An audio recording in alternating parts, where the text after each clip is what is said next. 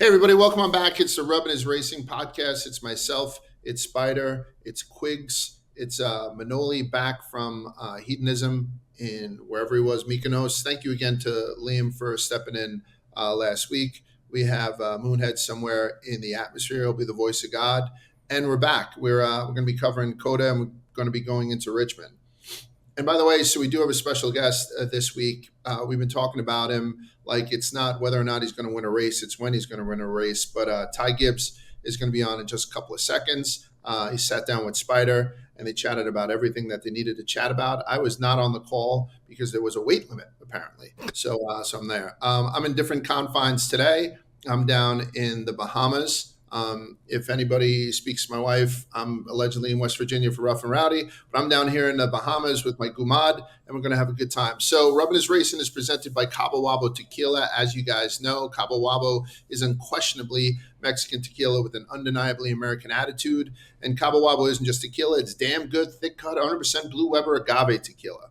Cabo Wabo Tequila is the official tequila partner of Nascar. You can add a bold splash to race day watching with Cabo Wabo Tequila. And if you're heading to Richmond this weekend, you can come celebrate race day with Cabo Wabo. It's always a good idea. Cabo Wabo wants to remind you to leave the driving to the professionals this weekend. Please enjoy the thick cut, bold taste of Cabo Wabo tequila responsibly. So grab your buds and a bottle of Cabo Wabo tequila for the boldest race day experience. 21 or older, please handle this stuff responsibly. They happen to have it at the resort. I was enjoying some last night. Thank you so much, Cabo, for your continued support. See you guys soon. All righty, boys, we are back. We're back with Rubbin is Racing. How's everybody doing this week? Fantastic. Doing great. I would have loved a Long Beach State win over Arizona, but it is what it is. Shout out. I got my NC State boys going pretty far, NC though. State looks good. Quiggs is alma mater's riding hard for him. I wish that we would have gotten the chance to take them for our bracket busters. Unfortunately, we had last pick, but Large can confirm that the first team I said, the first breath in the group chat was NC State. It looks like a wagon. I love it. So if there's a team that's going to do it, we're happy that it's Quiggs' squad. And congrats to Joey and Pat. I think they robbed Dave and Buster's for 40 bands. So good for them. And, now we're back NASCAR. Did they only have two guys on their team? So yes. Before we get into the March Madness thing that we had done with Dave and Buster's, everyone was picking a team, Spider and I and Vibbs. Vibbs and Spider were in the war room. Like Vibbs was putting out lists and Spider was like, how about we go this to this? And then Vibbs was like, yeah, but we do. I mean, they were really getting into it. I was just along for the ride. And then we wound up picking second to last. Just nothing you can do, right? There's nothing. Tough job. It was like 3 or 4 people per team. But I think Joey and Pat only had 2 people. So they get to split 40 grand 2 ways, which is a nice little take for those guys. Absolutely. Yeah, I shudder to think what they're going to do with it. Let's talk about headlines, right? So it announced this week that Dale Jr. is going to run the Bristol Fall Race for Xfinity in September. I'm assuming that he's seen how fun Bristol was last week and said, you know what, I got to get a piece of that. How do you guys feel about it? I think it's an all-around positive headline. Nobody can be negative on this, right? Massive W. Anytime you could get Dale Jr. in a car, that's a dub. I was lucky enough to be actually in a car with him and just seeing him kind of get giddy and excited about it. There's still very much a flame there. He was excited that day when we were at Richmond doing, whatever you want to call it, doing a couple pace laps.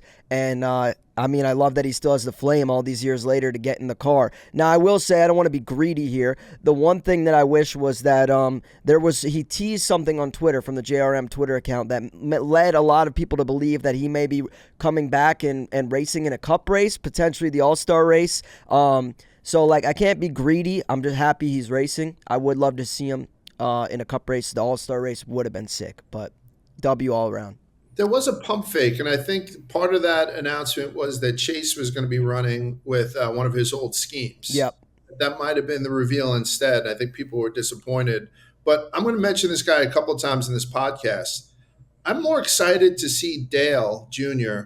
run in an Xfinity race than I am to see Jimmy Johnson doing that modified short schedule. You think that's just popular belief? And I mean, I don't mean to pit one against the other because we like both guys, but Quiggs, what do you think? It's just more exciting when Dale's involved, even though Jimmy was, inarguably the better driver? Absolutely.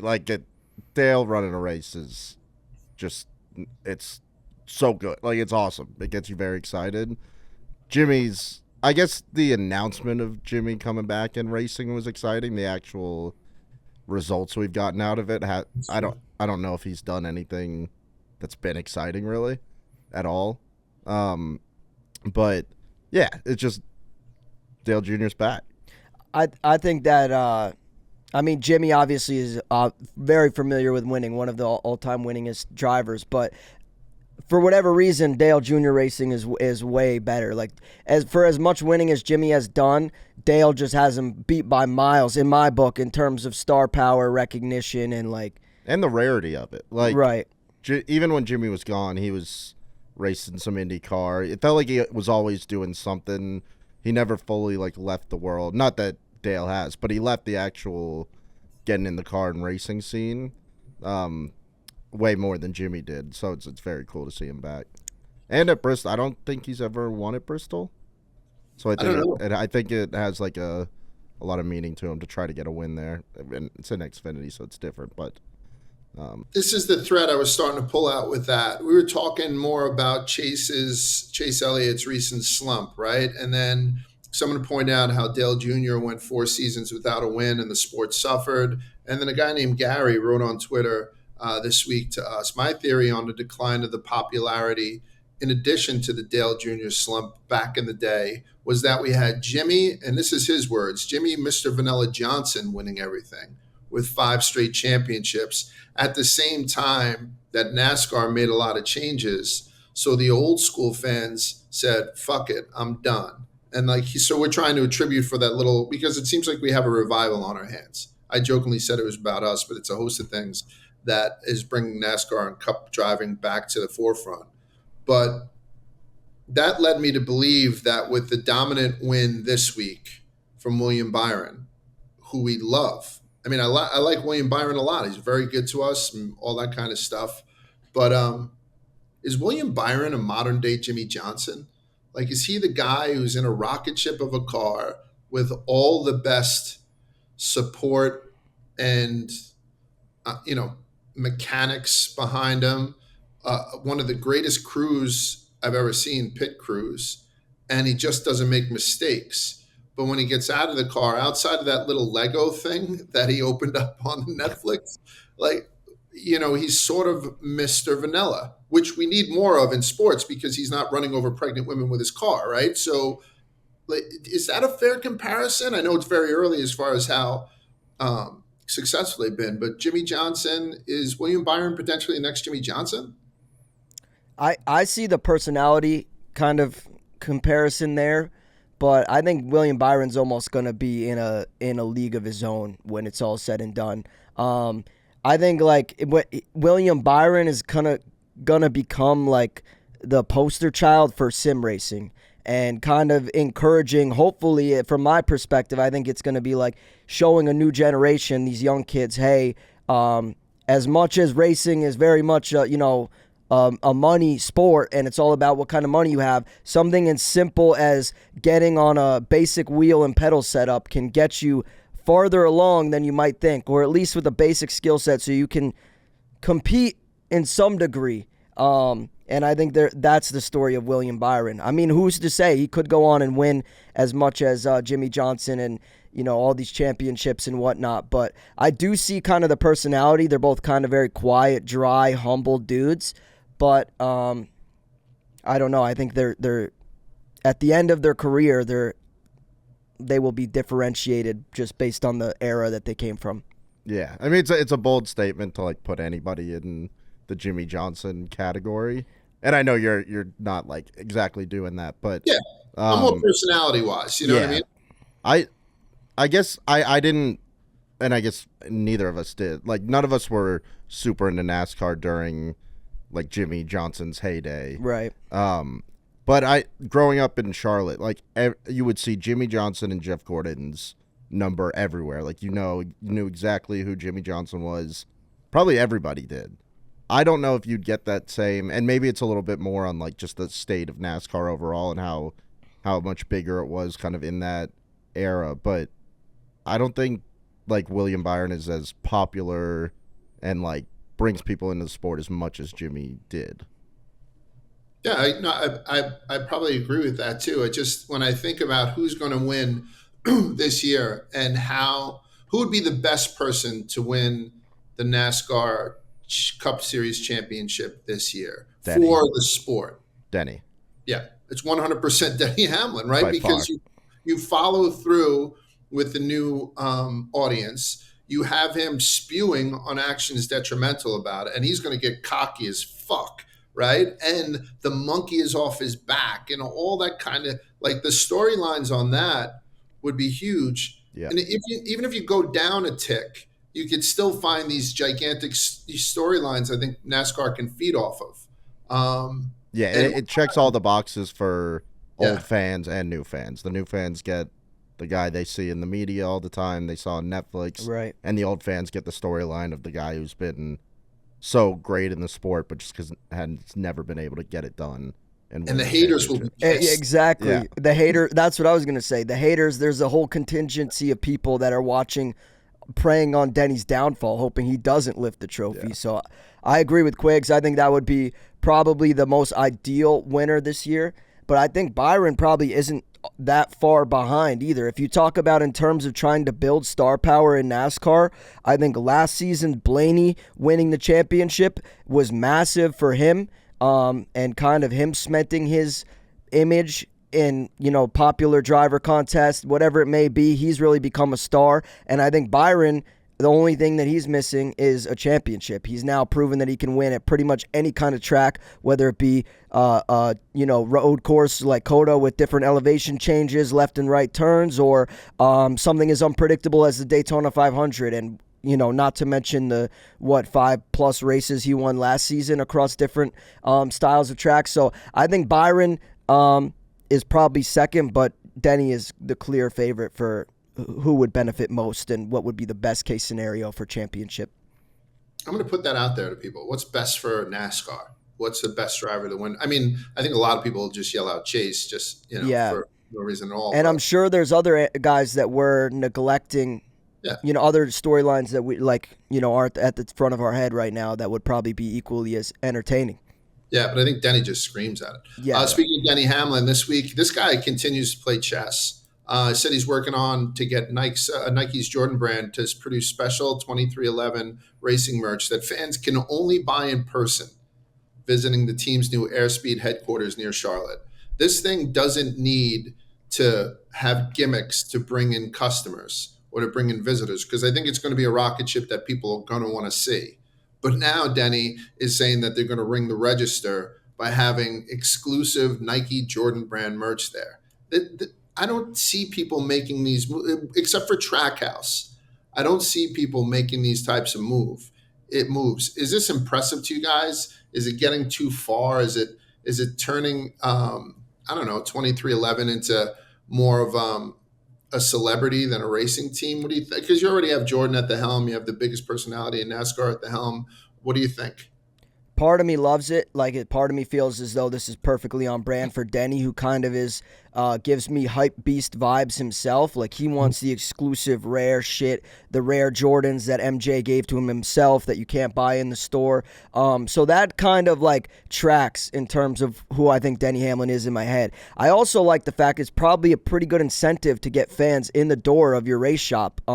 If there's exclusive things that they won't be able to get on the website or at the track haulers, and they can only get it at the shop, that seems like a really good thing. But at the same, on the other side of the token, it's like, I would like to see 2311 and Jordan just go crazy. They just recently announced that they were dropping DoorDash as one of their sponsors. I'm of the opinion, drop Columbia, and I rock Columbia stuff. I'm nothing against Columbia. I'm saying I would love to see 2311 dive headfirst into the existing merch and clothing ventures that they already have internally. If they just went 2311 and let's say Reddick was driving the elephant print scheme, and Jordan released a limited time offering of elephant print a sweatsuit based on the paint scheme for that week or whatever it may be. I think there's a lot of opportunity there. So I kind of am a fan of this move, and I only think they could build on this more. But I would like to see this take it 10x. Give me all the Jordan die cast. It needs to be everywhere. So I don't This know. is a reseller's dream. Yeah. Yeah. It's every fucking piece of merch that they put out exclusively at the Airspeed headquarters is going to be like the Travis Scott, when he had the Happy Meal, that type of shit. Yeah. So It's very Masters esque, yeah, where they only sell, at least they used to. I don't know if this still holds, but they only sell their merch on site. And when you go, you'll have your buddies texting you, can you pick me up a polo? Like, that would definitely be happening. Like, if somebody's taking a visit, they might be taking merch orders from all their friends to go. But it'd be cool. I think Jordan getting more involved in NASCAR merch, I think, is great. Because I think NASCAR merch is at a, like, all-time bad spot. Merch? Yeah. Really? I mean, if you look at, like, the all-over print stuff that they made back in, like... Oh, like the quality 90s, has regressed? I just think the coolness of it. Yeah. Like, but I will say, some of I the think stuff is so generic, like, boring. I don't know. I think NASCAR's in an advantage for the fact that, like, the stuff you're describing, the all over prints, the NASCAR racing jackets from like the 90s, Yeah. that is timeless. That plays for everyone, and that, like, even non-NASCAR fans, like Russell Westbrook rocking a Kyle Busch M&M jacket into, like, the arena. Like, I don't know. Part of me thinks, as much as it may be regressing from the quality it was formerly, it's still really cool to see how wide, even in this office, we see any given day there's like 10 people wearing NASCAR merch. Yeah, but it's all old school stuff. And it looks like Large just did a wardrobe swap. What's going on that's there? what I'm saying. Everything that I tell you guys has a purpose. We spoke last week about how I'm not a jersey guy, and then we spoke last week how we were trying to get Arctic in the door. So I show up to my hotel room. All I knew, because I was speaking to the guys, that we were staying here in Baha Mar, and I have an Arctic jersey Love it. and another tumbler. Let's Oh, go. You know what I mean? So NASCAR. So I've officially, I don't know, I guess I changed my stance because I kind of like this. Like, it's like Got a the zip crew on shirt. it. Yeah. I was gonna say, I feel like those crew shirts are like very, that's very you. Yeah, and I think it gets the non-jersey thing a little, even though it's so decked out with everything. I don't know. I kind of give it a pass. So Bro thinks he's on the team. yeah, I'm the gas man. Yeah.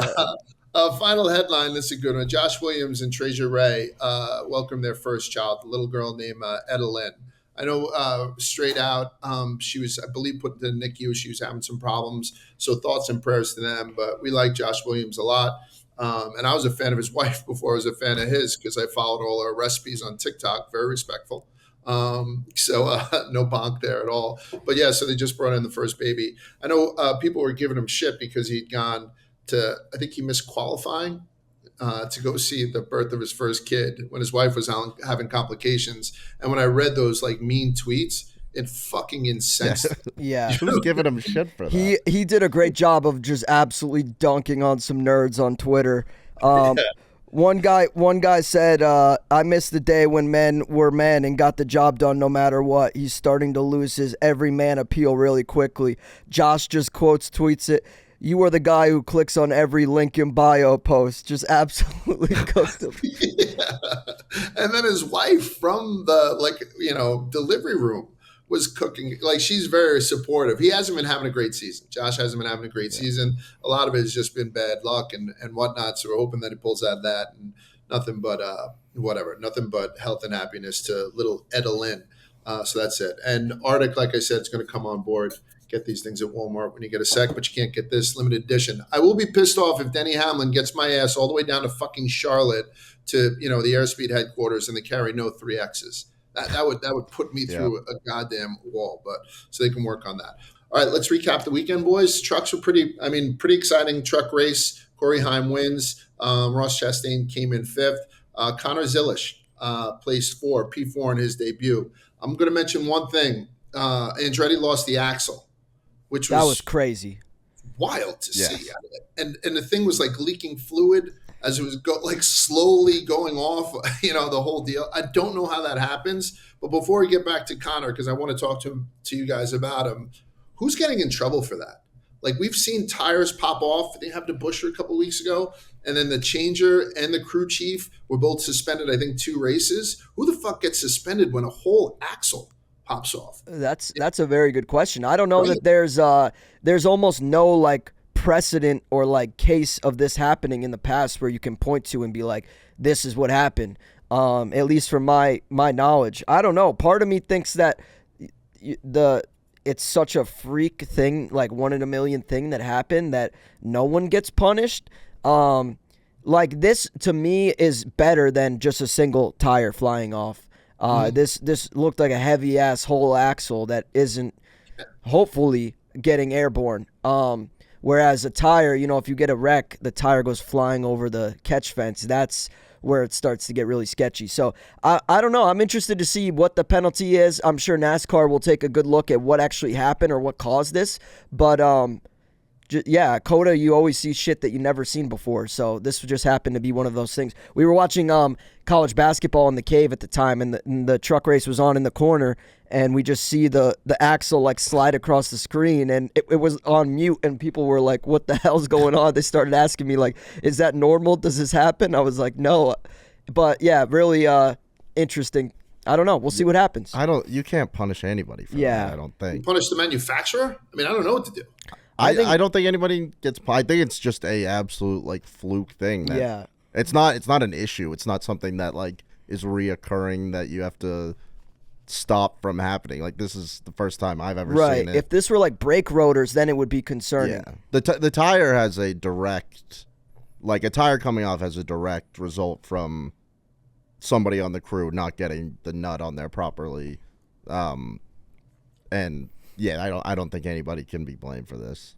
Unless there's something we don't know, like, but I don't think. Part of me just thinks it's just the par for the course at COTA. As much as this has never happened before, these cars and trucks are getting like air on some of the S turns, and they're the curbs and the elevation changes and everything. It's not typical, course they run at. So part of me thinks maybe he was just a little bit hard on the truck at certain spots. I don't know. I would tell you, as a follow-up to what Quig said with the nut, we weren't able to get adjoining rooms for the kids, so they're on the other side of the hall. So one of your boys is getting his nut off properly, if you know what I'm saying. Yeah, somebody should have paused me there. For people who are watching this on Rumble, if I shaved this week, I've got a fucking acre of face. I'm never doing that shit again. That is what it is. Yeah, so let's get back to the race. But Connor, so for people who don't know, we talk about these races and about our bets as we get a little bit closer to the race, obviously after qualifying and whatnot. What set you guys off onto this Connor Zilic train? Where can we get his line? I don't think his line ever went up on DraftKings. We were trying to think maybe because he's under 18, a 17-year-old kid. Looks like my paper boy, to be quite honest with you. But so what's the hype? How did it come across your desk about this kid being such a stud? I got to be honest. The real thing that put me onto him was Quiggs. Anytime Quiggs has an inkling or a pick, I like to investigate and see what's going on there. The only other thing besides Quiggs that really made me aware of Connor Zilic was the fact that Trackhouse and Justin Marks signed him at a relatively super young age. So I kind of same thing with Quiggs. I put my faith in Justin Marks. If he sees and trusts a potential prospect, I kind of want to see what that's all about. So he was the guy that I need to learn more. But I think he's kind of like one of Quiggs' guys, whereas I would consider like Jesse Love more of my guy that just kind of came out of nowhere, and I'm like, holy shit, this kid's the future. Now I just can't stop rooting for him. Yeah, he wasn't my guy before. He just dominated at qualifying.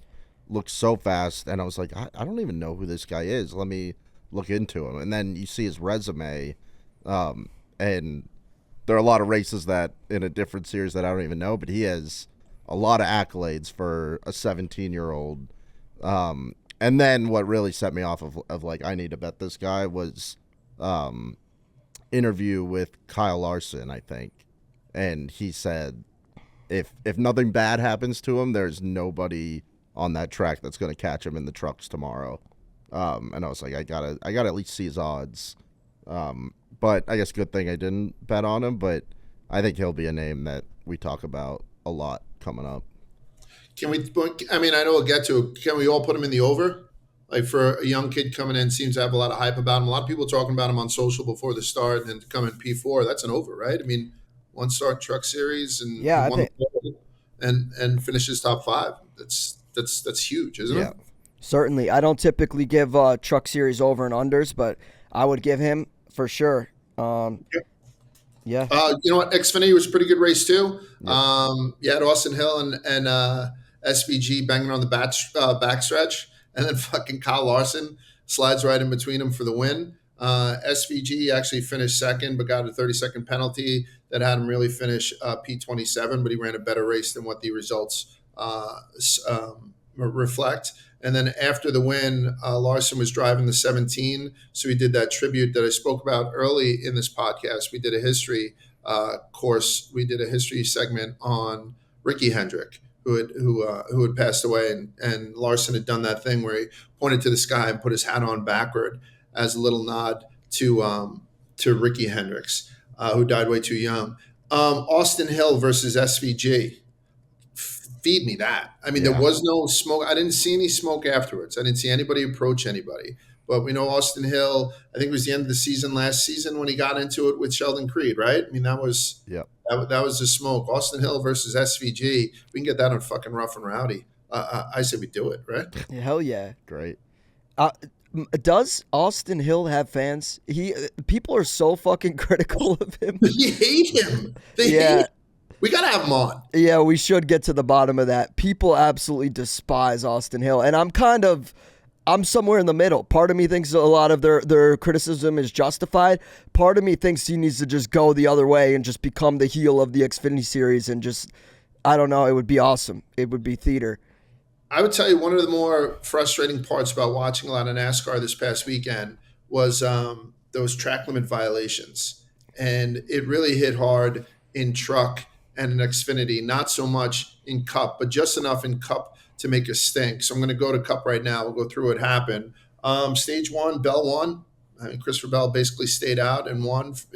Like playing with the casino's money, you have guys who already have wins under their belt. They can do whatever the hell they want. I think that's one of the moves that Chris Bell had made there.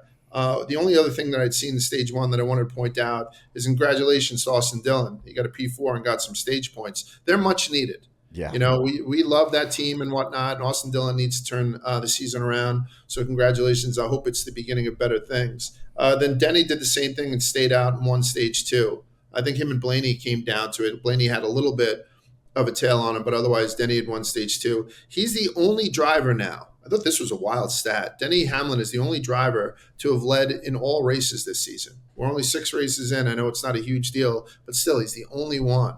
But that was his first stage win of the year, which also surprised me a little bit. And obviously, we take the Clash out of that. One of the things I wanted to ask you guys right off the bat, because I kind of jumped on the train after saying some not anti-Japanese rhetoric, but just joking around about it. Does Kobayashi stink, or did they fucking have it out for him? Because Barry and fucking Ricky Stenhouse went after him a little bit. You think he's coming back? I mean, how do we feel about Kobayashi? I have 2 takes. I don't think he's bad. I think it's impossible, really hard to come in and familiarize yourself with these cars and perform right away. And on the other side of that, to me, that only makes and provides more credence to the argument that SVG did something fucking incredible in Chicago last year. I don't know. I think, like I said, it's very hard for these guys to come in, especially with, practice being limited. And even it just seems like now it's harder to get behind one of these cars and just go race than it has been in years past. So I'm not really surprised by Kobayashi's result. I wouldn't say he stunk. I definitely also understand why certain drivers that are full-time in NASCAR were getting annoyed with him. And like I said, I think it only provides more credit to SVG on what he accomplished in Chicago. I think I hate SVG now. I mean, they had everyone walking the track, and I told you how they're going to come over, win our races, and take our women. He was like walking the track with like a Rhodesian ridgeback and stuff. Guy cuts a pretty impressive swath. He should have won. I mean, could have won, I should say, on Saturday. So I think it's just tough comps for this poor Kobayashi guy. Like I said, he got Ricky Stenhouse. He got the old spin house pretty quickly. And then Josh Berry, got into him too, it seemed like he almost, I don't know, maybe lost people in Pearl Harbor. I don't know, but it just seemed like one of those things where I wonder if the guy is going to come back.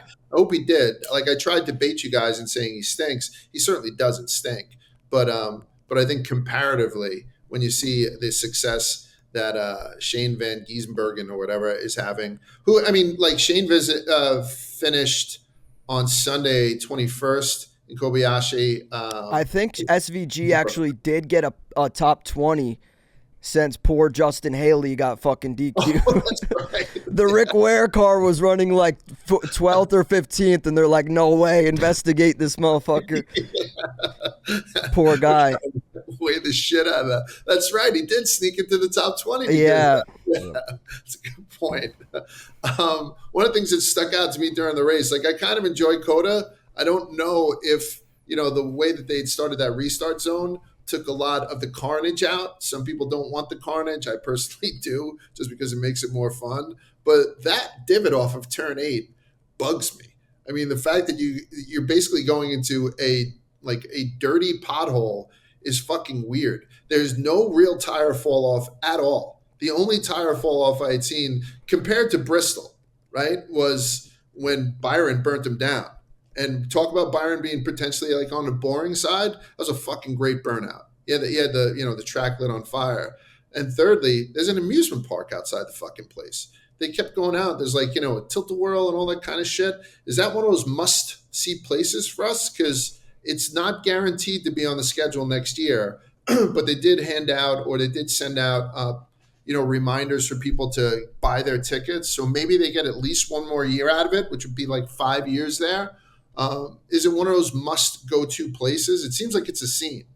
I personally think yes. This is another like warm. It kind of reminds me of Phoenix in the sense where obviously not the track like layout, but warm weather city. The facilities seem new and like immaculate. Like watching on TV, it just seemed like a very much like a festival atmosphere, like with everything going on. There's beautiful like Ferris wheel and like a bunch of stuff going on alongside the track, which I would like to see for myself. Especially, I think it's one of the most unique tracks we run on the calendar. I think this year was probably one of the least exciting races we've seen on the track. But who's to say that's going to be the case in years future? So I would definitely like to go there, and I think. Have you been to Austin? No, I've never been to Austin. It seemed like a cool city, and everything about it looks really cool. So I'm a fan of COTA. I've never been to a road course race, but I don't know if I'd like it. Like you guys have been to some sort of road course. I will say, and is it just pretty like? Is there just no action for long periods of time? Spider, can I fill this one? Please, and I'll fill in the blanks. I will tell you 100%. I've always wanted to go to Austin, so I think when you have a town that's as cool as that, it makes the venue that much more attractive. But I will tell you, as far as road courses go, it's 100% on your vantage point. Yeah. I mean, you can sit on one side of the bleachers in Daytona versus the other side, whether you're high up or whether you're high down. It changes the experience, low down or high up. It changes the experience somewhat. But, Chicago, the street race, where we had a straightaway, and that's it, because we were probably 10 feet above the track, and the trees on the other side of the track were 25, 30 feet high, right? So so it wasn't ideal. We didn't get to see as much as we wanted to. But you go to a place like Sonoma, where you get up on that hill, and you're drinking wine, and you have a bird's eye view of the whole course, and it's a different experience. So I don't know what vantage point, except from maybe the top of the fucking Ferris wheel that they kept showing. Or the observation tower looks sick too. That looks sick, yeah. I mean, they have a whole little amphitheater there for music to play. Like the track just looks sweet. Yeah. So but to answer Quiggs' question, like we're oftentimes debating whether it's better to watch on TV or go to the track. I think a lot of times road courses are better to watch on TV simply for the fact that you have a dynamic perspective. Whereas if you're at the track, you have to be at the top of the hill at Sonoma or at the observation tower at COTA or, at the perfect spot in Chicago to see, majority of the track. But it almost, I don't know, part of it, there's still value in going to these races, the road course races themselves. Austin's a really cool town. Chicago's a beautiful city to have the street race in. Also Austin. So it's like, whether you're actually at the track, I think you're going to have a good time. And then also watching on TV, I still think it's very exciting for the fans. When you're getting those restarts like 5, 6 wide, how can you not enjoy that? So Yeah, I just wish it wasn't such a clean race. yeah, I kind of agree. I don't mean Mad Max. Everyone's wearing the single shoulder pad and the grease paint like it was, where everybody was going 8 wide on the hairpin turn 1, but just something. I mean, there's such long green flag runs. It is what it is. I thought another thing that was cool, jumped out at me, was that during the broadcast, they ran a segment where Fox polled the drivers and asked them who was the hardest driver to pass. And almost unanimously, they all said Ross Chastain, including Ross Chastain. Like everybody else. Yeah. And then Ross is like, nah, it's me. So, and he was pretty tough to pass during that race. But obviously, he couldn't get it done. Byron with his second win this season. That's his first at Circuit of the Americas. We had mentioned that he burnt his tires down, which was kind of cool. I don't know. Do you want to talk about these track limit violations? The only time it got a lot of heat is when they called one on Chase Elliott, and Chase Elliott was, pushed into it. They removed the turtles, which I think does way too much damage to the cars. I don't know if they can put in some sort of curb or some type of wall. And I realized that you can't just go through these S's. Like you can't just go through it. And Cup guys had learned their lessons from seeing it happen so often in Xfinity and trucks. But is there something that you can do? Is there something you can do to change up these, track limit violations? Or is it just something that people have to just stop breaking the law? I think that they're doing the best they can. What's the alternative? A pass-through penalty? At a track like COTA that's so big, I just don't think that that's reasonable. Part of me thinks that the way they're doing it is the best solution. I mean, Denny said that same thing. I forget what he was talking about, but people often complain about changing certain rules. And there was one instance where Denny just replied like, what is the alternative? I think it was about jacking the cars up and replacing Joey Logano's tires on the track instead of when he had to pit. Remember that discussion? Yeah. And there's just no better way to do it, at least that I'm aware of. But if someone has ideas, I'm all ears. But I think they're doing it the best they can. You can put a curb there, obviously, but I think that has too many downsides. I think you're going to end up ending people's days sometimes with just how much damage is going to happen if you go over. I think, which I don't even know if this is realistic, but like not even like a 3-strike, but like a 1-2 strike system where it's, if you do it, you get a strike. If you do it again, then it's the penalty. Just to almost eliminate any kind of situations like Chase where it's a little accidental, a little forced. You'd still give him a strike, and it's like not a big deal. It's not a thing that ends his day. He's just like, he has to be very careful from then on in. I mean, it will lead to last lap. Anyone with a strike left will maybe just cut the corner, which honestly be kind of fun. Yeah, that would be a good strategy I too. mean, it's a downside, but it's also kind of cool. Yeah, maybe just a strike or two to not ruin anyone's day, but still kind of have that rule being like you can't do this every lap. Maybe that, I don't know, that might be a nightmare for race officials and stuff. But like Zilish, who I think, our new guy, Connor Zilish, had said, because he got hit with one, that it seemed like it was arbitrary with how NASCAR had called it. I don't know if I agree with him, because from what I understand, they brought in the software they use in Formula One to determine when these guys kind of get outside the zone. So I think they were pretty strict with calling it. The Cup guys just did a better job of avoiding it. So yeah, I don't know, maybe 3 strikes are out type thing. We'll get to the over-under in 1 second, but, towards the end of this race, Byron ran away with it. And he looked good, and you didn't think he was going to make any mistakes. But Chris Bell ran another great race. To Spider's point too, so did Bowman. You gave him some props last week, Spider, and we have a tough time sometimes giving Bell props. You think Bell would have caught him if there was another lap, thinking it's another 3.5 miles, another 20 turns around it? It seemed like Bell was picking up on him. I think he might have caught him, but I don't know that he would have passed him. Part of me thinks that Byron had that race locked up. It seemed like, don't get me wrong, he was running faster lap times. He was running him down. He was closing the gap. But getting there and then passing is a whole different thing. Especially Byron, part of me felt like he was kind of conserving his car there at the end and just doing what was needed to get the win. If he was tested there at the end, I don't know. I mean, it would be interesting to see if his car had anything else, if he was saving anything. But I don't think that. I think it was Byron's race. Spider, I don't have a crystal ball, but I can 100% guarantee that Quiggs is not going to give Chris Bell the benefit of the doubt there, right? Yeah, no, my take was pretty similar to Spider's, that Right. he'd get there, have an opportunity to pass maybe, but I think Byron would have held him off. The other thing is Christopher Bell is just way too clean of a driver, despite getting cursed out by Kyle Busch, which I'm sure we'll get to. Oh, fuck yeah. He's, for the most part, a pretty clean driver, at least from my perspective. He tries to keep his nose clean. He doesn't like confrontation. He's usually pretty trustworthy in that regard. Yeah. I don't know that if he got to Byron's bumper, if he's making the move that I said Ty Gibbs probably would have on this episode last week, which was a reason why I said maybe investigate taking Ty Gibbs this weekend. I don't see Bell making that move. Yeah, it's not going to be an Austin Hill SVG Exactly. last lap if they have another one.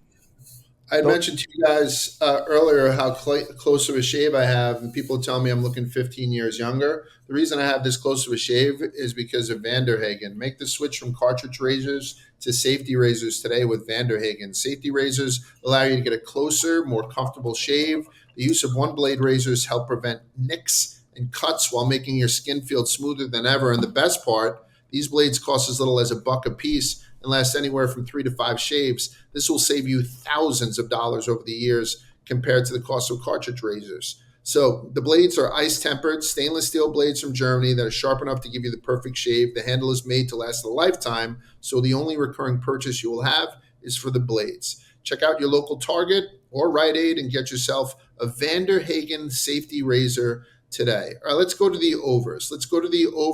We won't count Byron necessarily in it because we know that, William Byron had a dominant performance at one point when he was coming, just great pits, the whole deal. So Byron's an automatic, but what did you guys see this weekend that impressed the shit out of you? I'll start, and I'm going to start being relatively cocky here. I'm going to take the over on myself. A reminder that we do this show on Tuesday or Wednesdays. I think I've been given some nasty picks recently.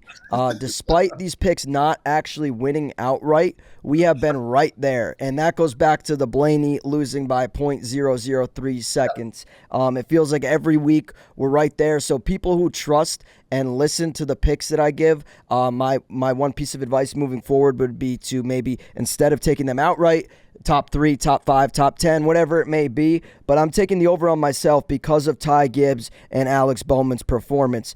They finished 3rd and 4th respectively. And again, these are picks that I gave on Tuesday. I gave Ty Gibbs when he was 11 or 12 to 1, not 380 to 1. So really impressed with his ability to show up in qualifying. I would have loved to see him close out, but he finished P3, so that was the first time he was really favored in a race, and unexpected, uncharted position for him. He still got a P3. He still performed, and I gave him 12 to 1. I think 12 to 1, you have to be happy with a P3 performance. That's all you can ask.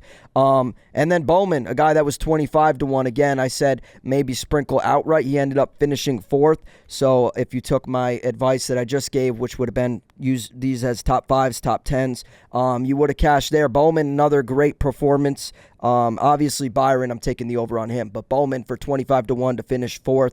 He seems like a ringer at COTA. He was second here last year, and he had another good performance this year, so taking the over on him. And then really just Byron. This seemed to be the Toyota parade, at least after qualifying in practice. Ty Gibbs and Tyler Reddick were alarming favorites, both around 4 to 1. And Byron was like 4.5 to 1, but everyone was talking about the Toyotas. And for Byron to win that dominantly was great. And then Kyle Busch, I would probably put him in the over as well. top 10 for him. He's been running pretty tough recently, but I think credit where credit's due. Kyle Busch, top 10, good for him. Those are my overs, and I'm going to be very critical of my unders. So, did anyone have 6 weeks in before Spider put himself in the overs? No, I wasn't expecting that. That was a cocky move. I love it. Yeah, two great picks.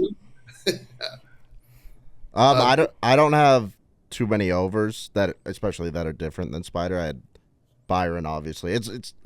He was such the over that it's almost like nobody else really had that great a day other than Bowman, I would say. Like, Bowman was, I just didn't expect him to, he only qualified 17th, and he finished 4th. I thought that was great. But, yeah, I won't take too much time because it's pretty much a repeat of what Spider said. I got a lot of unders, though. I would throw in Bubba Wallace because he took home P15. And not that a top 15 is overly impressive, but I believe that's his 4th race at COTA and the first one that he finished. So Bubba was notorious for not making it all the way through. Congratulations on finally doing that. Part of the Byron Love Fest, I have to mention his pit crew. He only had 3 pits, and all of them are in the 9 to 10 second range. They don't make mistakes, and it's fucking huge. And then before we get into the unders, I'll have somebody who straddles both. Corey LaJoie had his best career start, but did you guys see him after the race? He passed out. Did he? I did actually see that. They had like that. That was the first time where it looked like the medics and like the ambulance and the emergency response team was actually warranted. I know, credit to NASCAR, they're always looking out for safety, and that's mandatory that anytime there's a wreck, the drivers get evaluated in the infield care center.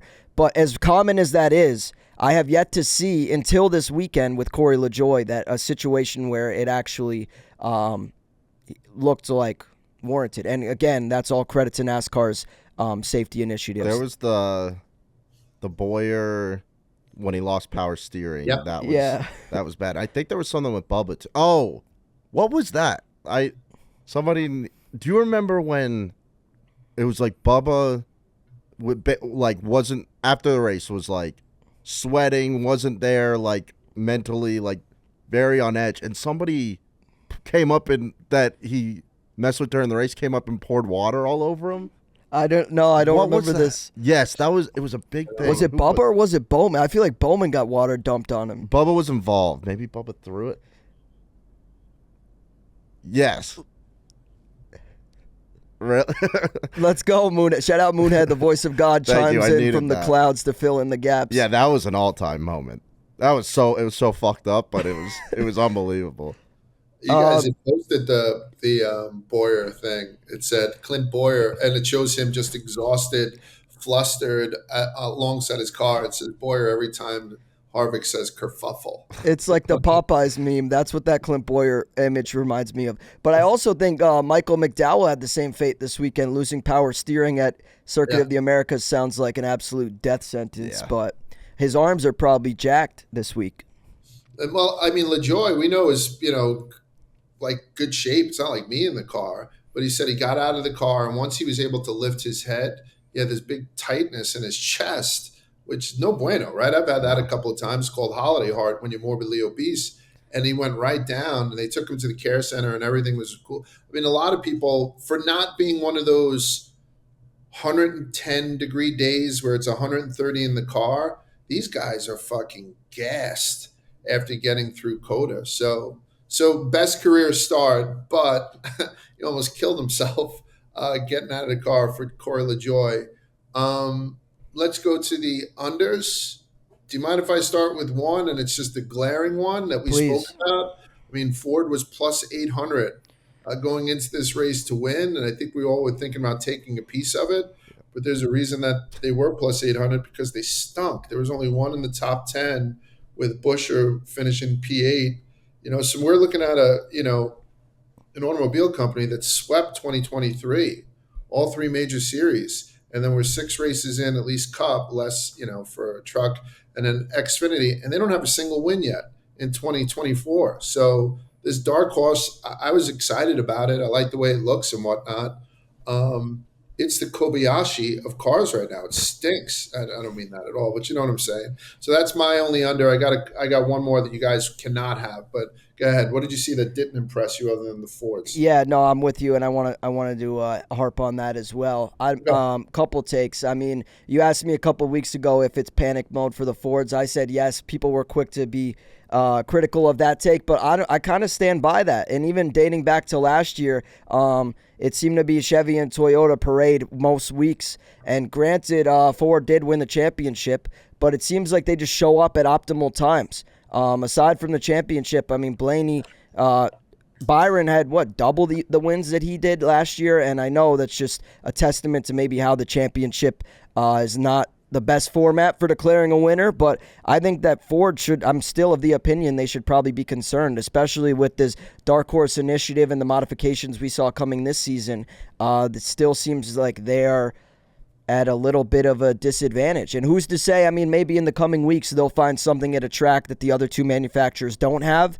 But for the time being, I remain concerned, and Ford is my number one under this week. I mean, plus 800 for every Ford in the field is concerning testament to where they were at this weekend. But going off the Fords, the one guy that I was extremely underwhelmed with was Brad Kay, and he's in my gambling prison right now, so I didn't have any wagers on him.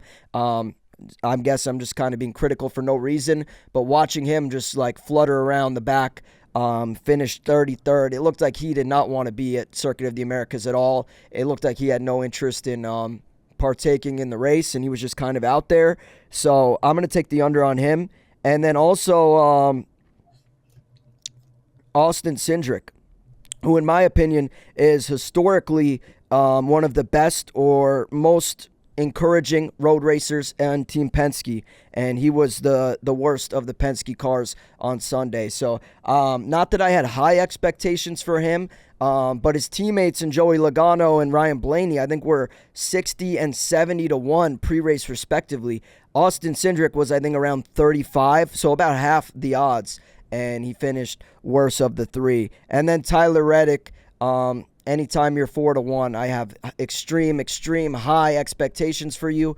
And a little disclaimer, I didn't have those expectations for Ty Gibbs because, like I said previously, this was his first time being in that position. He has not won half of the previous most recent road course races like Tyler Reddick has. The expectation was a little bit different for Ty Gibbs than it was for Reddick. Reddick, I expected to show up in a big way, and, I mean, he did have a top 5 finish, but you wanted more. It was Byron and Gibbs's cars to me that were the ones to beat.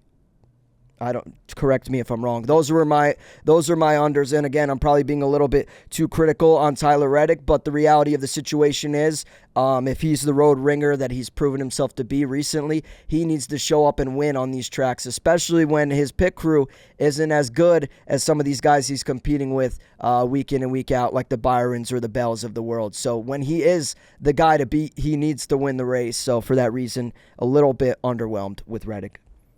Yeah, I got 3. Some of them involve penalties, but also penalties are part of the race. So I got Chase and Kyle Larson finishing 15th, 16th. Both Hendrick guys should have had pretty good cars. This was also Chase's spot to be like, I'm back. Like, we're on a road course. I'm great. Didn't do it. Kyle was great in Xfinity. He was very quiet in this race. And then I guess not an under for the weekend, but an under for the Cup race. And maybe it's a lot to do with the fact that I bet him, but you notice a lot better when somebody's not doing great when you bet him. I thought SVG was just not as big a factor as I hoped he would be. I thought he had a chance to be like, I'm legit here, and I'm going to cause some serious issues for NASCAR because I'm going to win everything on road course, street course, any of that, and it just didn't happen. I would actually probably agree with Quiggs and add him to the under. 20th place finish, his worst in the Cup Series so far. Granted, I think that's only his 3rd race, but I was very encouraged seeing his results thus far on the Xfinity ovals. and his how he's been tested in Xfinity. He's had really encouraging results. So to see him come in the Cup race with a 20th place finish, I probably did have higher expectations as well, Quig. So I'm with you on that one. And then also one other one that I neglected, and as did Quiggs neglect to mention, Legacy Motor Club. Eric Jones, who's usually the class of the team, finishing 32nd. John Hunter was all right. John Hunter did have a 21st place finish, which I feel like is probably better than where he averages. So that was encouraging, but I feel like it's not an over-under segment without a mention of Legacy one way or the other, whether it be over with me taking them or under, usually with Quiggs. But that's pretty much what I saw this week. I'm going to add Justin Haley just because we had mentioned it earlier, but he did finish 17th place and people were kind of excited about it, but was disqualified. Number 51 Rick Ware racing car failed to meet the minimum weight requirements in post-race inspection. So unfortunately, I got to throw him in. The last one I'm going to throw in too is Byron's lip. I don't know if you guys had seen after the race, he pops out of the car. He had all this shit stuck to his lips. I don't know why the person who was interviewing him, I don't know which person was doing it, wouldn't just give him a fucking napkin. Because you're sitting there and maybe just like, he might have burped up a grain of rice or something from Chinese the night before. You got to be looking out for him. If he's got a fucking bat in the cave while Corey LaJoie is floundering around like a fish in Bacchia, I mean, obviously the guys just went through the ringer. Give him a second and a moist towelette, for Christ's sake. So that's the only thing that I didn't like. This is one of the ones that I was going to save, and right afterwards we're going to get to Spider's sit down with our guy Ty Gibbs. But this is one of the ones that I saved with the smoke of the week because I love this. Kyle Busch went right up to Chris Bell after he turned him, and he, right after the race ended, Kyle Busch had beeline, went right through the crowd. They had a camera right on him too. He's almost pushing people out of the way, and he got in Chris Bell's grill, and Bell just took it. And Kyle, you couldn't hear the beginning. They didn't have the mic close enough. But towards the end, he asked clear as day, have I ever wrecked you? And I think Chris Bell might have said, no, sir. And he's like, that shit is coming or something like that. And I was like, man, that's pretty good. And, this is Kyle Busch, the kinder, gentler Kyle Busch, who now seems to have been tempered a little bit because he's a dad. I think Chris Bell has looked up to him and whatnot. But maybe 5 years ago, he would have threw a punch, but he went out there, and it did remind me of, like my son Finn becomes Finnegan James McCarthy when he fucks up. Like it was Christopher Bartholomew Bell. Did you know what you fucking, that type of shit? And Chris was just like, yes, sir, no, sir. What did you guys think of that? I found it to be wildly entertaining. Oh, yeah. To me, that was one of the best part of the races. Seeing Kyle Busch hit the McGregor walk just fucking after the race, he's tracking down someone. The Roadhouse walk. Yeah, it's like remind me of Clint Boyer running through the infield looking for Jeff Gordon to beat his ass. I wasn't sure what Kyle Busch's reaction was going to be, if it was going to get physical or even who he was going after, because I don't think the broadcast did a good job of capturing that until the fireworks in the post-race confrontation occurred. But no, I love it. Kyle Busch, I mean, he's probably like Christopher Bell looked like he was shitting his pants, and I can't blame him. That's probably the most intimidating guy in the garage to have on your ass. This is a guy, Christopher Bell, who Kyle Busch was formerly his boss, formerly a teammate, and now he's a competitor. There's no longer an allegiance. He's strictly a rival almost for a different competing manufacturer, and you wreck them late in the race, you got to deal with the music, and you have to face the music that is to come. You have to deal with the ramifications, and it will be interesting to see if Kyle truly wrecks him. Part of me feels like Kyle won't be on his Denny Hamlin grudge shit and just look for the first opportunity to wreck him, but the fact that he even threatened to wreck him was entertaining as hell to me, and I loved every second of it. I'm also excuse me. Good? I'm good. I'm really interested to see Kyle Busch's reaction when Brexton Busch starts driving in the Cup Series. Pray for the first guy that wrecks fucking Brexton Busch on the Cup level. Kyle Busch is going to be running down on the track, beating some ass, and I can't wait for it. I'll tell you, Chris also took out the other Kyle, too, Kyle Larson. Yes. I think that's why Kyle Busch was so annoyed, because granted, again, we didn't see what transpired until fireworks fly and there's like some beef or some drama, then they go back and show you the replays. But I think Kyle Busch saw Christopher Bell get into Larson, and then he's like, he's not going to just do this to everyone. He can't do this to me as well. And then by the time he did it to Busch, enough was enough, and Busch responded the way we saw. But I thought it was incredible. Yeah, I mean, I love all the smoke, but I don't. That this was not. It wasn't uncomfortable, but it's just like Christopher Bell is not built for those situations. He's just not. It's not. It's not his personality type, and I don't know. He was deer in headlights. Didn't know what to do. He's probably never argued with somebody, and I don't know. I don't think there's ever a world where he like goes back at him. I just don't know if it's in him. No, Christopher Bell does not have a fight or flight instinct. I think it's just like shrivel up. flight or flight. Yeah. I think that it would have been great if there was a universe that existed where Kyle Larson was also McGregoring behind Kyle Busch. And then once Kyle Busch got into Bell afterwards, Kyle Larson be like, yeah, me too. Like, you know what I'm saying? Like, it almost had to be Kyle Busch, though, because Larson's another guy. Even when Bubba was literally like physically assaulting him, Larson just rolled over and took it. Like, Bell and Larson are two of the most non-confrontational guys. So part of me feels like Busch had to go and just fight the fight on behalf of everyone. Imagine if he just didn't say anything and just whipped out a right hook on Kyle Busch and just like Chastain knocked him out. That would be unreal. If Kyle Busch got KO'd, I think Bell would legend. become my favorite driver instantly, despite the fact that Busch is probably one of my favorite active current drivers.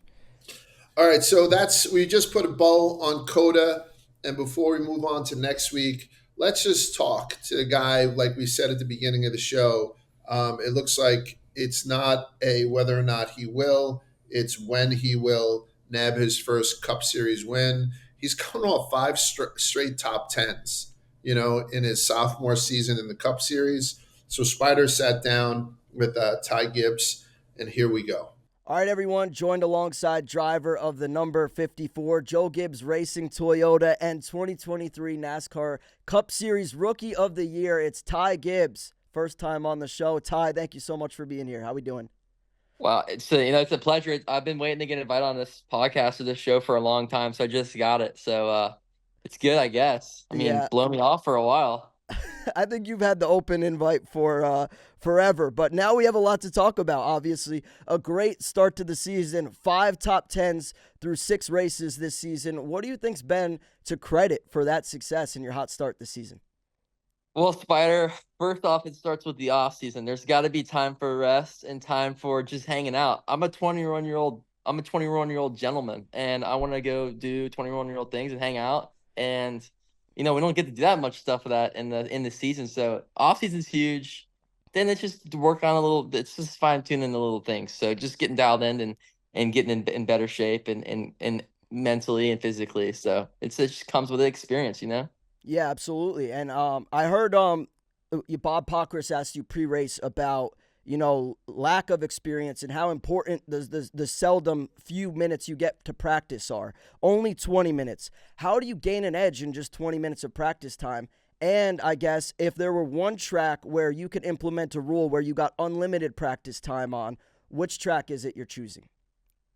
Yeah, I mean, it's just like you doing reporting, right? You only get to have 20 minutes to think about your questions before you go interview me, right? You don't really know what you're kind of expecting. So it's just experience is key. And then if there's any place I could have a limited amount of practice at, I feel like it would be Richmond, honestly, just because it's just a really hard racetrack, but I just get more time in the car and on the hardest track, I feel like. Okay. And then I want to pivot towards COTA, obviously. Great race, one of my favorites to watch. Comparatively, for 2023 to 2024, it looked like last year's race was much more there were way more wrecks, and this year's was way more clean. What do you think was the reason behind that? Did that have anything to do with moving the restart zone? I think the restart zone helped for sure, but I think at the end of the day, I think everybody just chill out. I don't know. I didn't get the race in the back which is I guess a good thing, and in the middle of the pack. So I really didn't get a good feel for that. But from where I was at, I wasn't there last year, and it's a lot better up front. I can tell you that. And then obviously, you have a lot of history leading and being favored in your NASCAR career, whether it be Xfinity, predominantly Xfinity, where you would just go and win every single race. Now on the Cup Series, your second season, this past weekend at Circuit of the Americas was the first time that I can remember, at least that I'm aware of, that Ty Gibbs was favored, was the car to beat. How did you deal with those expectations and handle that kind of unprecedented territory in your Cup Series? Yeah, for me, I just don't really see that stuff, to be honest with you. I'm not on that side of the Instagram reels, looking at that stuff. So I'm looking at different stuff. But But you had yeah, to know you had the fastest I car, mean, I right? had a After great car, I knew it, but I just don't look at that stuff. Like I just don't look at it, I fair don't know. enough. Like that's just the stuff that I don't focus on because I just don't like doesn't make me any better at all at the end of the day. Yeah, it's just one more thing to worry about, right? Yeah, I'd rather play Fortnite than look at that stuff. I love that. Well, maybe we can link up on Fortnite sometime. You mentioned one of the reasons what you credit for your success this season has been the break you got, and the off season really helped you. Now, looking at this NASCAR Cup Series season, this is the first time you're going to have a midweek or mid-season 2-week break for the Olympics. What are you planning on doing with that time, and do you think that will be super valuable? Can we expect a new, even better recharged Ty Gibbs coming out of that break?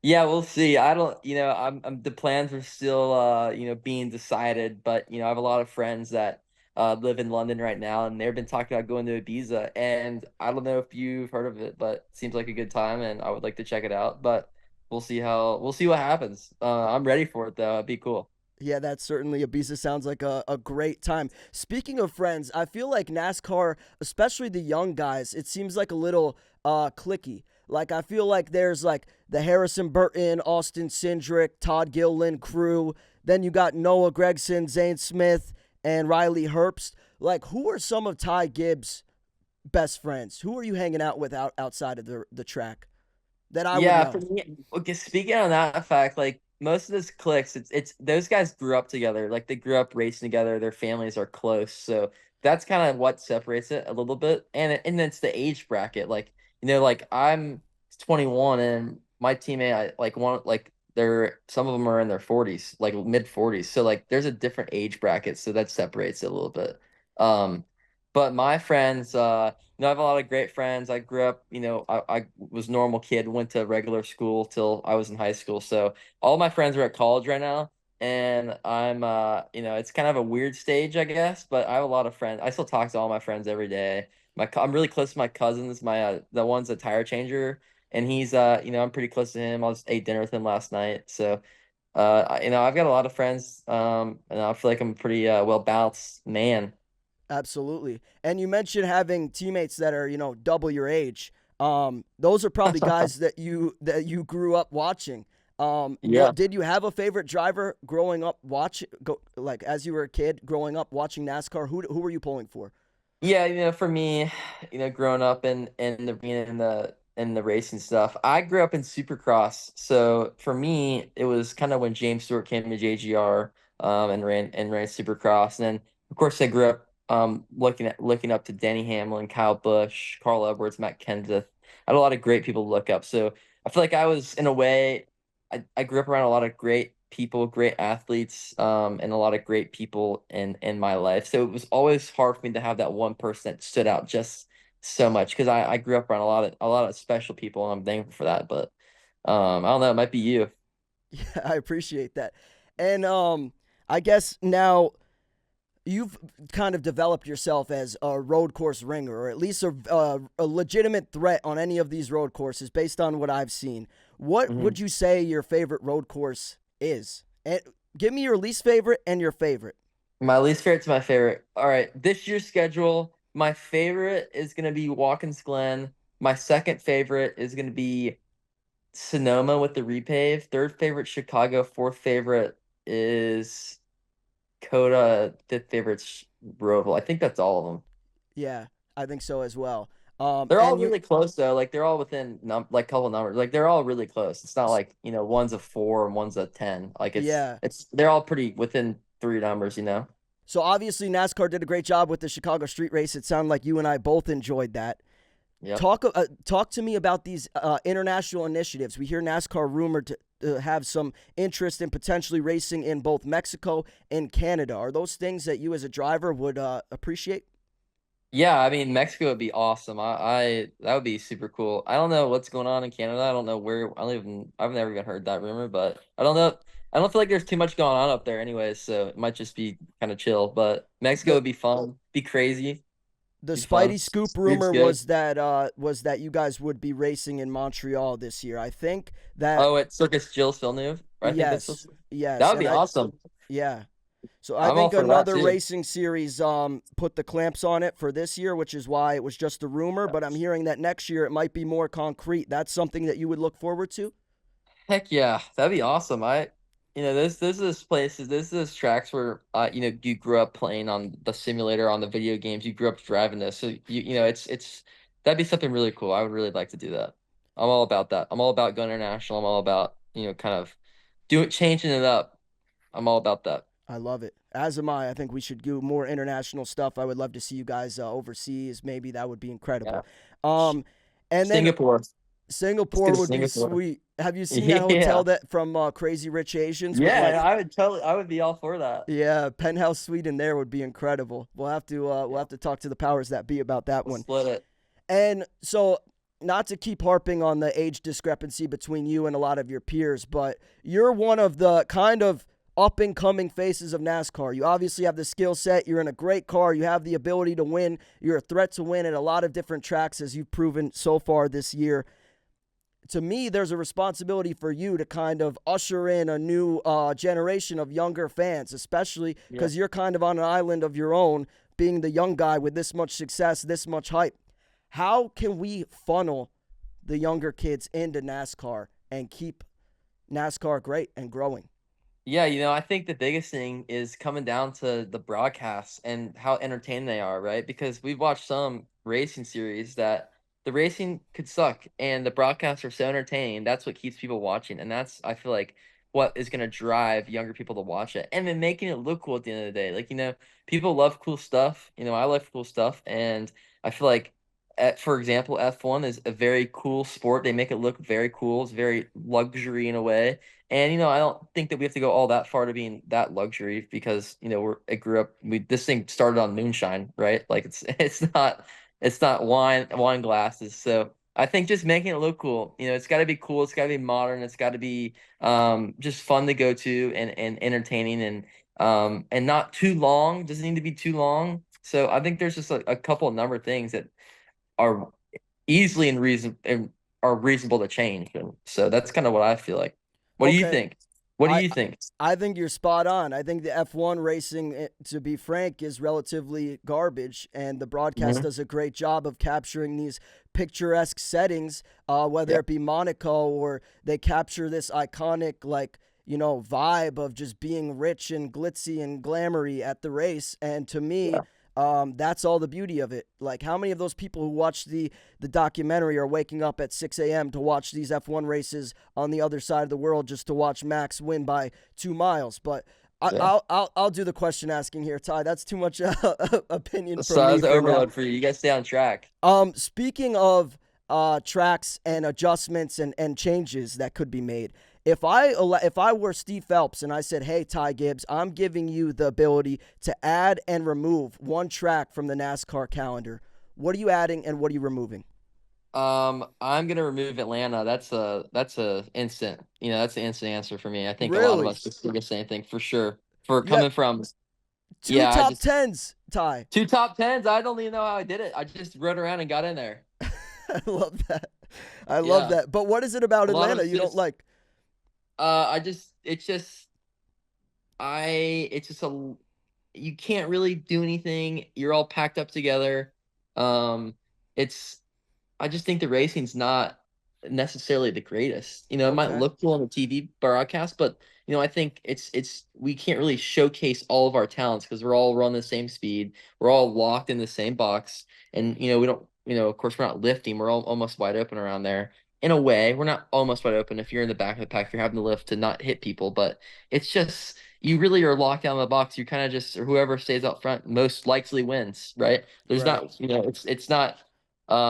it's not as crazy as it would be at Daytona or Talladega. So that's why I would remove it. And we already go there, and we already have 4 speedways, so I don't know necessarily seeing the one adding another one. And the previous Atlanta track was awesome. Like that was a great track. Is high fall off, super high banked. It was great. So they changed it, and I never got to run the old one when I wish I did. But that's the one I'm removing. What I'm adding, it's a great question.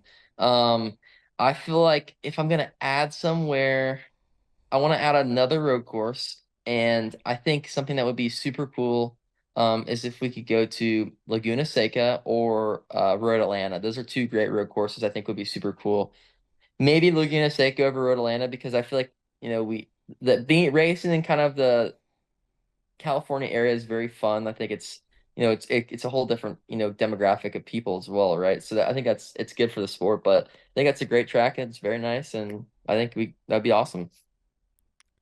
And I want you to preview Richmond. Obviously, you mentioned you spoke a little bit about Richmond upcoming, but what can we expect for this weekend? The Toyota Owners 400. The Toyotas have looked hot. You've obviously been running really well. Can we expect more of that this weekend?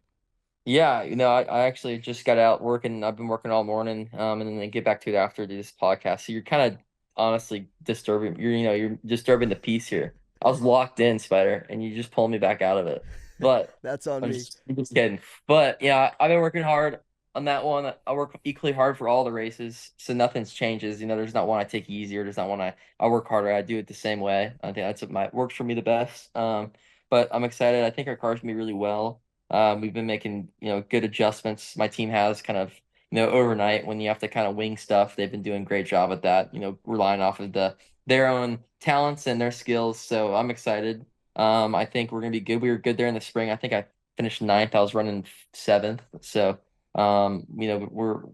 we should be pretty good, I think, this weekend. And then I got one last one for you. I know I'm interrupting and disturbing your practice time. I know we're just kind of like just over a year into I guess like a year and a little bit into your Cup Series experience. If there's one thing you're most proud of in that time, in the Cup Series time, what is it? Is it the Rookie of the Year? Is it a certain performance at a certain track where you thought you were going to be abysmal and you showed up and you performed better than what you thought? What are you most proud of in your young Cup Series career? I think for me, the thing I'm most proud of is just staying after it equally throughout the whole time. It takes a while to get going, I guess, in the Cup Series schedule. Being a rookie, and I feel like I've been doing a good job in that way. I don't focus on my compare my stuff. I just work as hard as I can, like I said. But I feel like just staying after it and staying focused and having a good time because it's hard to get going in the pro sports. Like it takes a second to get going and getting used to it and acclimated to it. So I think for me, being proud of myself, I'd say just staying after it, not getting, not falling apart because I'm not running great because I'm in the Cup Series now. It's a big jump from Xfinity to Cup, so I think just staying after it, and I feel like it's been paying off, but it's only going to get better, hopefully. Well, that's all I got for you today, Ty. I really appreciate the time. Thank you so much. We wish you the best of luck. Keep showing out for us. Keep doing your thing. You're having a hell of a season, and we wish you continued success.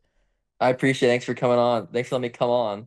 But yeah, just Absolutely. keep talking well about me. I appreciate it. I'll come on more. Open invite anytime, and I'll wait on my invite to your Ibiza trip for Olympic break. We'll talk All to right, you let's soon. do it. Ty. We'll talk about it. We'll talk about it.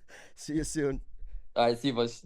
All right, so that's great, Spider. I like the fact that you and Ty have almost like I don't know, I like that friendly relationship. He's so nice. Like when I bumped into him in Daytona, he's like, "When are we on the show? I'll do Yeah. it whenever you want." Like it just seems like one of those guys that wants to, I don't know, get the story out there as long as he, I don't maybe feel safe like amongst friends and whatnot. So it's great that you have that.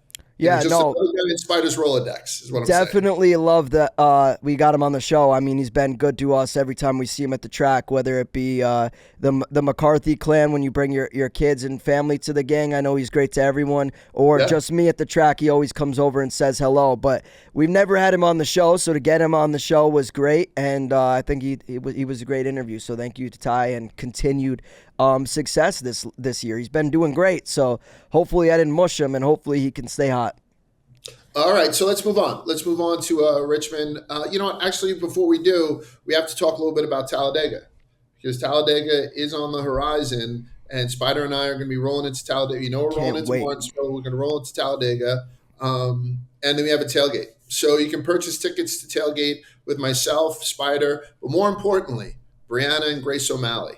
I mean, these Grace O'Malley is touring with Whitney Cummings right now on her comedy tour. I didn't even know Grace had that in her bag, but she continues to impress me. She's hilarious. Yeah, and obviously Brianna is Brianna. She's just she lights it up. So we're going to be in the North Park camping area for Talladega. Tickets for the tailgate will include general admission to the Geico 500, a Barstool Talladega T-shirt, and access to a Saturday night concert featuring Walker Hayes. So you can purchase your tickets now to experience a Barstool Sports tailgate at Talladega Super Speedway featuring Bree and Grace O'Malley. And we're going to drop a link on our social where you guys can click into it. So make sure you're following Rubbin is Racing social, and you'll be able to click on the link. We'll have it live in a little bit, and you can come hang out with us, Bree and Grace O'Malley at Talladega. This weekend, we have the Toyota Owners 400, Sunday, March 31st. It's from Richmond Raceway. It's going to be it's a night race, starting at 7 p.m. You're going to catch all the action on Fox. 3/4 mile asphalt track. Stage lap's going to be 72:30, and then the final at 400. Kyle Larson is our defending champ, and Busch has won this race 5 times, including way back in 2009 when he won on his 24th birthday, which is kind of cool. Before we go into it and make some picks, I looked at the Cup Series playoff standings after COTA, and they make sense. A couple people look like they're laid out, not on this thing. I know you had Ty kind of preview what he was looking at going into Richmond, but how do you guys, did you take a look at this? So number one, obviously, is William Byron. He's got his 2 wins. Then the rest of the winners, Denny, Kyle, Christopher Bell, and Daniel Suarez. 5 winners over 6 races, William Byron being the only repeat winner. And then number 6, as far as the Cup Series playoff standings, is Martin Truex. So Martin Truex is just putting together a solid season again, but right on his fucking ass, within 5 points, is Ty Gibbs, right? So Ty Gibbs right behind Martin Truex, then Ryan Blaney, then Ross Chastain, and then number 10 in the Cup Series playoff standings is Chase Elliott. Did that not surprise the shit out of you guys? That Chase Elliott has a top 10 Cup Series playoff standing? Have I not been paying attention, or am I just expecting wins? Especially if you look at who he's above, like Tyler Reddick. Yeah. If you ask me who's having a better season right now, Tyler Reddick by far. Yeah. What about Alex Bowman? I mean, I know we just started to jerk off Alex Bowman in the past 2 weeks, but I thought Chase Elliott was the bottom of the pack in Hendrick. By far, but he's not. So so it's Ty Gibbs, Blaney, Chastain, Chase Elliott is 10, then Reddick, then Bowman, then Buescher, then Kyle Busch. John Hunter is top 15. He's 15th, and then rounding out the top 16 for the playoffs right now is Brad Kay. I know he shit the bed this past weekend, but he had that couple of races before that where he did okay. So the 2 guys that jump out to me there is John Hunter Nemechek being in 15th. Yep. And Chase Elliott being in 10th. Who do you think's left out? Who do you think moves in? Joey Logano right now in 22nd. I think he'll be moving his way up. I think he's had some tough luck to start the season, and I don't expect that to last all season. I'm not sure where Kyle Busch is, but he's 13th. Kyle Busch right now is 14th in points. So he's in there. If the playoffs start tomorrow, he's number 14. So Busch and Logano are 2 guys that I expect to move up. There's in terms of guys I expect to move out, I don't know. Probably Chase Elliott, because it's hard to believe he's in the top 10. He's had a pretty quiet season. He also has yet to have a top 5, and a lot of these guys behind him, Alex Bowman, who is 11th, for example, has 3 top 5s. So I don't know. I think he would probably be on the outs, and then Daniel Suarez with a win and a top 5 is currently 14th. I would be surprised to see him within the top 15 at the end of the season. Yeah, I think too, if you look, Michael McDowell, maybe he kind of squeaks in there. Maybe John Hunter doesn't hold on. But the point I'm making is that we're 6 races into the season, and the playoff picture, which people are starting to talk about now, is looking mighty interesting. So make sure you tune in this Sunday. It's a 7 o'clock start on Fox for the Toyota Owners 400. And with that, let's close out this goddamn thing by picking the tires, which is brought to you by DraftKings. Hey, listen, North Carolina listeners, don't forget DraftKings Sportsbook is now live in your state. Download the DraftKings Sportsbook app and use the code Rubbin, RUBBIN. New customers can bet $5 and get $150 instantly in bonus bets only at DraftKings Sportsbook with the code Rubbin. DraftKings, the crown is yours. Who are we looking at this week, guys? Who do you feel strongly about? The Toyotas. I'm fading the Fords. I'm interested actually to see what they're at right now. Let's see. Do you want me to get mine while you look? Ford is plus 300. Oh, you got it. I like the Toyotas probably to be a little bit chalky, like Christopher Bell and Denny Hamlin. I think it'll probably be a repeat winner. And those guys, like I said, I like the Toyotas, so those guys meet the criteria. They're both 425 to 1, so probably would have to narrow down which of the two I like more. But I don't know. Probably leaning Denny right now because I like the whole championship season storyline narrative that's kind of building, and a second win would really help fuel that. So this is a good opportunity for Denny. I think it'll be a Toyota. I'll probably go with Denny Hamlin outright or Toyota minus 120. I like it. Okay. How do you like? What do you want me to go? It's up to you, Quicks. I don't care. No, I'm good. I'll go. I got two guys. I'm gonna Please go. don't take one guy. I think I probably will. I'm gonna go with the guy you just talked about, who has the most points on the season and no win. He's won 3 times in the last 10 at Richmond. Truex Jr. plus 600. Okay. I really like that. And then the guy who you also mentioned earlier, historically the most wins at this track, Kyle Busch at plus 1500. I keep betting Kyle Busch. I keep seeing, I guess, probably more value than there actually is, but I don't know. I think he can get it done, and I like that number on him. So those are my picks. I was looking at Larson just because I that. thought, I think as a guy, he's got a shot to repeat, and I don't know, just watching the way that, I don't know, Kyle Larson plus 900. I think that's good. He's plus 900? Yeah, that's why I thought you were going to jump all over him. So he's right. I might now. No, I like that price a lot, Large. I Yeah, also kind of like Byron 11 to 1. Yeah. Those Who are the two favorites? There's two guys that are plus 4. Denny and Bell are both plus 425 as we speak. Then it's Truex at 6 to 1, followed by Ty Gibbs at 8.5 to 1, which I also think probably isn't horrible value based on the way Ty's been running. I would probably take Ty top 5 maybe, which is plus 100, even money for Ty Gibbs top 5. Add that to my card. Okay. I'm going to take Kyle Larson to win plus 900, and I have to jump on the head-to-head with Kyle Busch and Chris Bell. Because Kyle Busch is plus 170, Chris Bell is minus 230. So everyone thinks that Chris Bell is going to, win, obviously, especially in this head-to-head matchup. But I'm going to go through that maybe the smoke is real and maybe Kyle Busch sends him into the fucking wall. I'm going to take Kyle Busch plus money, plus 170 over Chris Bell. And by the way, Chris Bell finds ways to lose races, right? Like this, or not finish races. Otherwise, in these head-to-head matchups, one of the things that intrigued me too was Alex Bowman and Chase Elliott. And I'm going to take Alex Bowman at plus 125 over Chase Elliott, who's minus money. So I'm taking Alex Bowman over Chase Elliott. I'm going to take Kyle Busch over Christopher Bell. I'm taking Kyle Larson for the win. That's it. Anything else you guys want to say? Yeah, Josh Berry, top 10, plus 225. He finished second here last year. Granted, it was in Chase Elliott's 9 car.